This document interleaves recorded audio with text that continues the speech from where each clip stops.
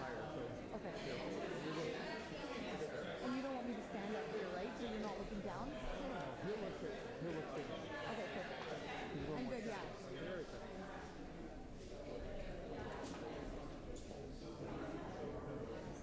You let me know. Oh, it's got some audio to it too, eh? Is this a good height or is it cutting my face a bit? You want to drop it a bit? It's okay. Go down a bit. Yeah, yeah. I felt so. I'll just do it myself. No, you're saying it's okay? No, some people are saying to drop it. It's all right. It's okay. Just hands on. There you go. Right? So you want to get this beard in there, I think. That's the whole thing. Okay. Yeah, we need to quiet down the crowd. Hi, everybody. I love you all. Can we just quiet the crowd just a little bit for the media here? You're all amazing. I love you all. We'll all chat soon. Just got to bring it down a little bit quieter. Just a little bit more. That's perfect. It's crowd control right there. They're my friends, that's why. So my opening was a town hall, so I feel like I'll just throw it to you. It was a great town hall. We had a lot of energy, a lot of excitement, building off of the win in Burnaby South. It's really great to be back in Toronto. This is where I was born. I was born in Toronto, so it's nice to come home. I've got a lot of homes, but it's great to be in Toronto. Mr. Singh, what do you make of what Mr. Trudeau had to say? I think, like many Canadians, I was quite disappointed. The Attorney General's testimony and her detailed account of what happened is something that Canadians believe. And Canadians had hoped that maybe Mr. Trudeau would apologize for the way Ms. Wilson-Raybould was treated, maybe apologize for the pressure that was improperly placed on her, but we didn't see an apology. We didn't see really an admission of fault. We saw kind of a sidestep, collateral kind of comments that were made. It didn't really get to the heart of the matter. We've got two senior ministers that resigned. We've got Ms. Wilson-Raybould and Ms. Philpott, both of them pointing to serious concerns about political interference and not having trust in Mr. Trudeau and his government. This needs to be addressed. Canadians need to get to the bottom of this, and that's why we're calling for a public inquiry, to have an independent judge appointed to assess all the facts, something that's outside of the committee, which is controlled by a Liberal majority, to get to the heart of the matter, to make sure that Canadians can have confidence that their government is working in their interest, not in the interest of their well-connected, powerful friends. There seems to be two sides to this story, though. Why do you believe Jody-Wilson-Raybould's interpretation?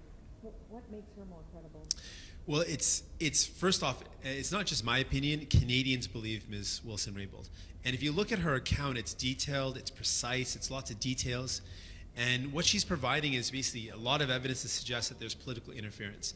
And what we're hearing from Prime Minister Trudeau and his office is not the same level of detail, not the same level of clarity, and essentially pointing out gaps in what they know. Mr. Butt's testimony had massive gaps that essentially left out the details that Ms. Wilson-Raybould spoke to. So really, there's not two versions of the story. There's Ms. Wilson-Raybould's story, which is clear, which is detailed, and we've got a Prime Minister Trudeau and his office that are not actually telling the full story and telling what's actually happened. Given the resignation of Ms. Philpott and given Ms. Wilson-Raybould's testimony, it's clear that the only way for us to get to the real heart of the matter is to have a public inquiry with the independence of a judge that's appointed that can actually look at this matter independently and assess all the evidence and get to the heart of what's going on. What do you make of this decision to get advice on splitting the roles of AG and Justice? Do you think it's something that should happen?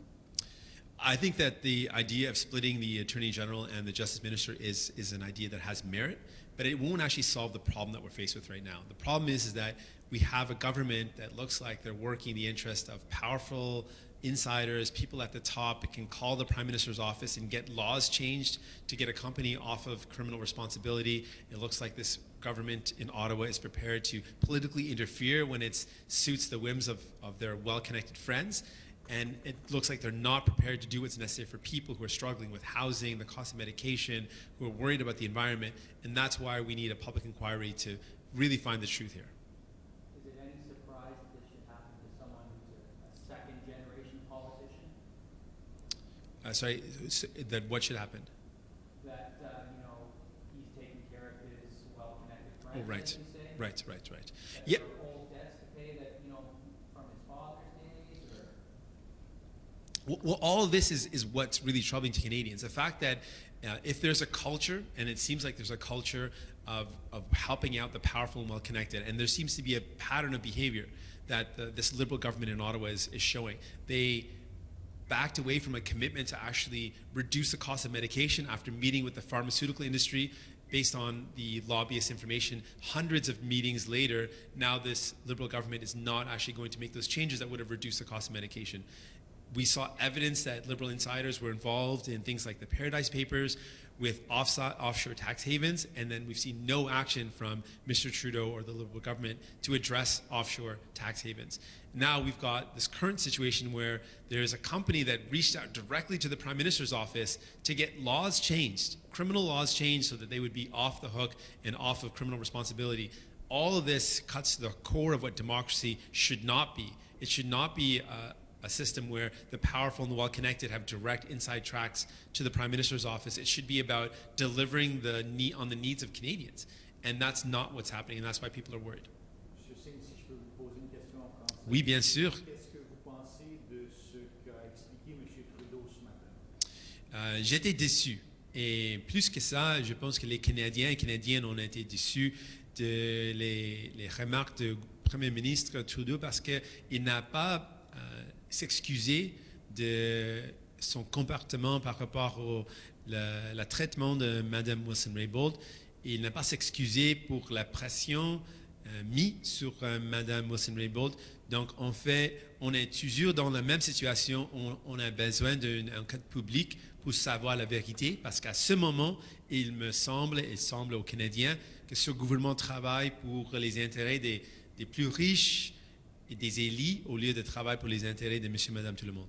Qu'est-ce que vous pensez de la proposition de séparer le poste de ministre de la Justice et celui de procureur général? Je suis d'accord avec ce principe en général, mais cette séparation ne va pas régler le problème qui existe. Le problème, c'est qu'on a des grandes inquiétudes si ce gouvernement travaille pour les intérêts des plus riches au lieu de travailler pour monsieur, madame, tout le monde.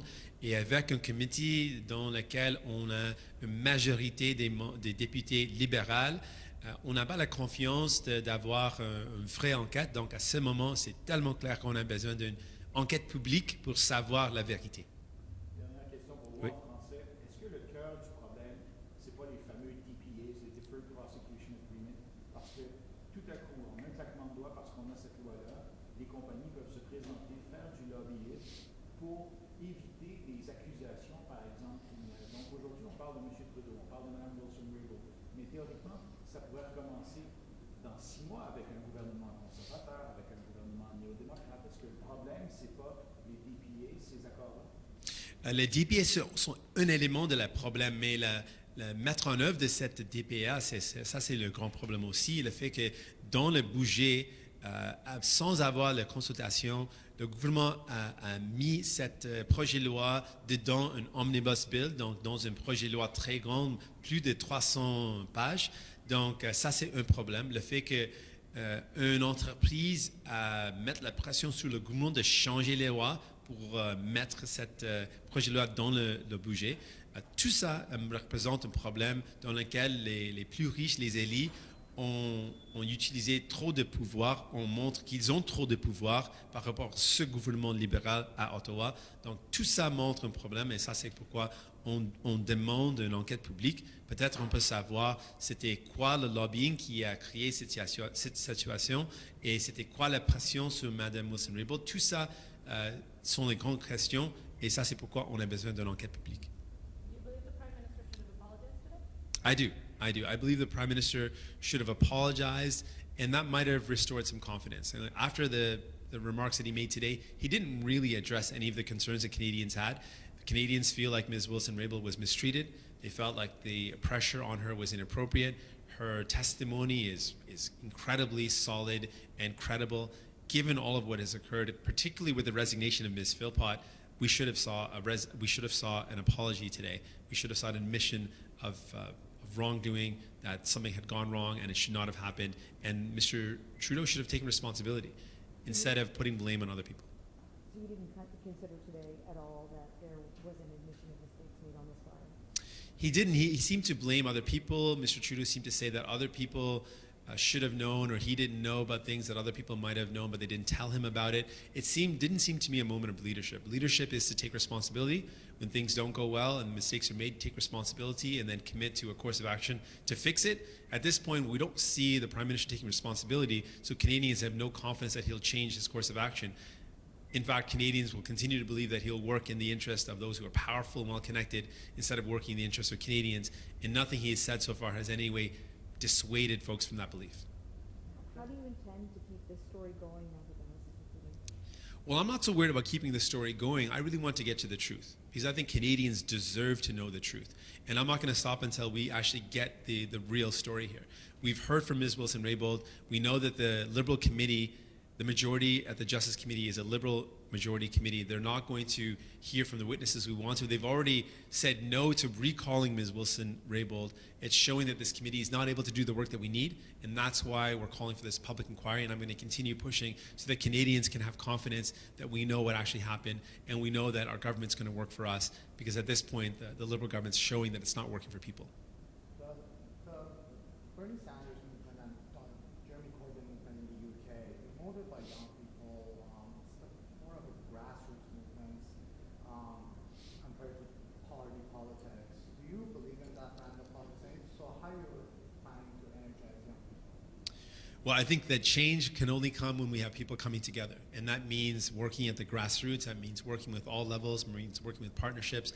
And I would be honored to have a movement or be a part of a project which engages more and more young people. It's something that we believe in. It's something that I've started doing. The solutions that we have are solutions that young people care about. We know that young people are really concerned about the environment and a transition to a transformation of our economy to a green economy. These are things that folks that are impacted by these changes care about deeply, and so that's something that I really want to focus in on and find ways to engage all Canadians. We need to see Canadians more engaged in politics, concerned about the solutions, and looking to a hopeful future.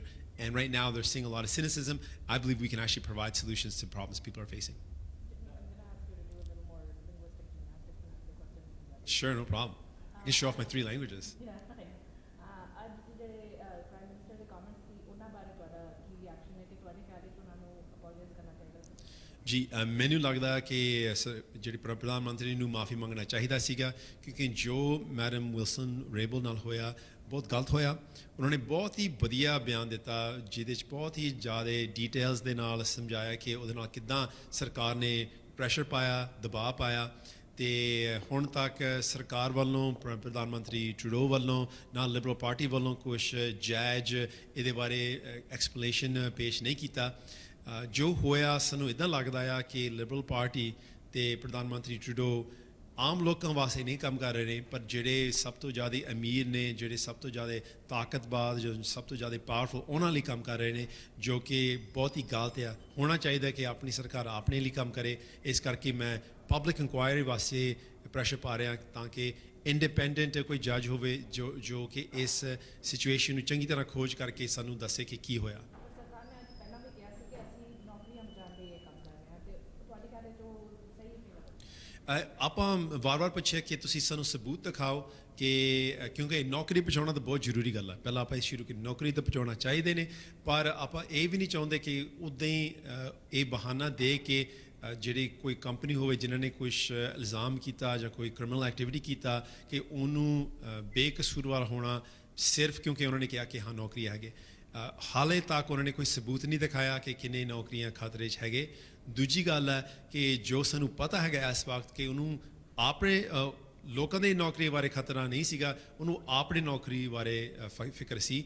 ਜਦੋਂ ਉਹਨਾਂ ਨੇ Wilson rebel ਨੂੰ ਗੱਲ ਕੀਤੀ ਹੈ, ਉਹਨੇ ਕਿਹਾ ਕਿ ਆਪਾਂ ਉਸ ਹਲਕੇ ਦੇ MP ਹੈਗੇ ਆ, ਕੁਬੈਕ ਦੇ ਵਿੱਚ ਇਲੈਕਸ਼ਨ ਚੱਲ ਰਹੇ ਨੇ, ਚੋਣਾਂ ਕਰਕੇ ਤੁਹਾਨੂੰ ਇਹ ਕਰਨਾ ਚਾਹੀਦਾ। ਸੋ ਸਾਰਾ ਕੁਝ ਉਹਨਾਂ ਨੇ ਕਿਹਾ ਨੌਕਰੀਆਂ ਵਾਸਤੇ ਨਹੀਂ ਸੀਗਾ, ਉਹ ਸੀਗਾ ਚੋਣਾਂ ਵਾਸਤੇ ਜੇ ਨੌਕਰੀਆਂ ਨੂੰ ਬਚਾਉਣਾ ਚਾਹੁੰਦੇ ਸੀਗੇ ਤਾਂ GM ਦੇ ਵਾਸਤੇ ਕੁਝ ਕਰਨ ਜੇ ਨੌਕਰੀਆਂ ਬਚਾਉਣਾ ਚਾਹੁੰਦੇ ਸੀਗੇ ਜਦੋਂ ਸੀਅਰਸ ਬੈਂਕਰਪਸੀ ਚਲੇ ਗਏ ਸੀਗੇ ਉਦੋਂ ਲੋਕਾਂ ਦੀ ਪੈਨਸ਼ਨ ਜਦੋਂ ਗਈ ਸੀਗੇ ਉਹਤੇ ਕੋਈ ਕੰਮ ਨਹੀਂ ਕੀਤਾ ਜੇ ਵਾਕਈ ਨੌਕਰੀਆਂ ਵਾਸਤੇ ਕੰਮ ਕਰਨਾ ਤਾਂ ਬਹੁਤ ਸਾਰੇ ਹੋਰ ਮਕਸਦ ਸੀਗੇ ਬਹੁਤ ਸਾਰੇ ਹੋਰ ਮੌਕੇ ਸੀਗੇ ਤੇ ਉਹਨਾਂ ਨੇ ਨਹੀਂ ਕੀਤਾ Just one last question. Sure. In French again or English? Okay. We're just kidding.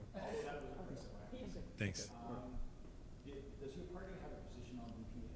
Because it seems to me like this is like the can of worms that's been open for years to come, regardless of party and so on. Do you guys have a position on that? Yeah, I could have responded that in French as well. I should have pointed that out. We voted against the budget and we voted against particularly DPAs.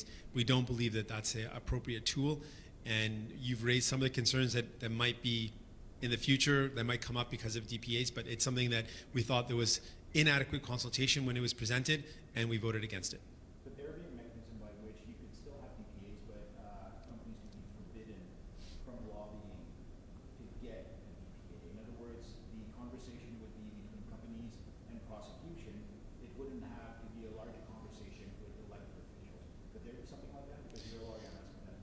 Well, it could, but at the end of the day, what we want to see is that we want to have all companies in Canada follow a high standard. We want to make sure companies follow the law, that if they are charged with criminal activity, that they have their day in court, they're able to mount their defense, and if they are found responsible, that there is a sanction. That's what Canadians, I think, expect to have. And the way it should be done is that anytime someone's faced with an allegation, they're able to have discussions with the prosecution. That's appropriate. You've raised a concern that I think Canadians have is that when a company goes outside of the judicial system and starts putting political pressure to have laws changed to prevent a judicial sanction, we start to see a very troubling scenario where we are concerned about the implications on the rule of law, the implications on the independence of the judicial system. These all point to deeply problematic scenarios where people start to feel the government's not working for them, but working for the powerful and well-connected. And that's not the way things should be. Jagmeet, I also want to ask you about Yes. the number of MPs in the NDP caucus are obviously not leading Mhm. the election. How do you feel about the party right now? Well, I feel really excited about the party. I'm honored and thankful for all the time that the MPs have given us and worked with us, but they're choosing not to run. That's, to me, not a problem. What is a problem is for the Liberal Party, who's seen resignations from the ministers directly stating that they don't have confidence in the Prime Minister, Trudeau, or the Liberal Party. That, to me, is a massive problem for the Liberal Party to address. In my case, we've got great MPs that are moving on to do other work, and I'm looking forward to new candidates that we're going to present, and I'm excited about them in the upcoming election. Is it fair to say the timing of this scandal couldn't be better for you and your party? Well, you can never guess. You can never guess the timing of things. To me, I'm really more worried about what it says about our democracy, and that's why I'm really focusing on making sure we get to the heart of this matter and get to the truth. Canadians really should have confidence that government is working for them, and this is really eroding that trust in government, and I'm worried about that. I want people to believe that government can be a source of good in their lives, and what the Liberal Party and Mr. Trudeau is showing, that government's really out there to protect their friends. That's wrong, and that's why I care about this issue. So we shouldn't be wondering like what your first question to him would be once you get to Ottawa. Well, you can stay tuned. March 18th will be my first day in the House, and I'm excited about that. We'll also have a swearing in on March 17th, so I'm sure you're going to be all be invited to be there as well. But no question about what you're going to be asking me about. Oh, I think you all can probably guess, but in case something else happens, you never know. Politics changes from week to week. We're going to make sure that whatever I ask is going to be in the interest of making sure we have a better country for Canadians, that we build a brighter future for people, and we put pressure to get the answers that people want to see answered, and also that we provide solutions to the problems people are facing. Thanks. Thank you, Dan. Zina, Yeah, it's good. you want to say? Do you have one more? Just, Yeah. today there were a We'll do this as the last question then. Last one. Yeah. Okay, today there were a lot of specific questions about for what plans are in place for affordable childcare, tuition, and the environment, but not a lot of specifics in terms of answers. Why was that?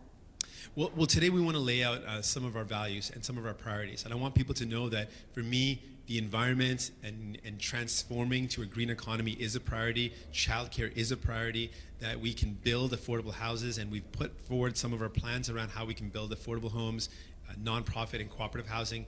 And I want to lay out that vision. We're going to put out the details in the weeks and months to come. But today was a day about talking about our vision and some of our values. And I'm really excited that I was able to do that. Thanks.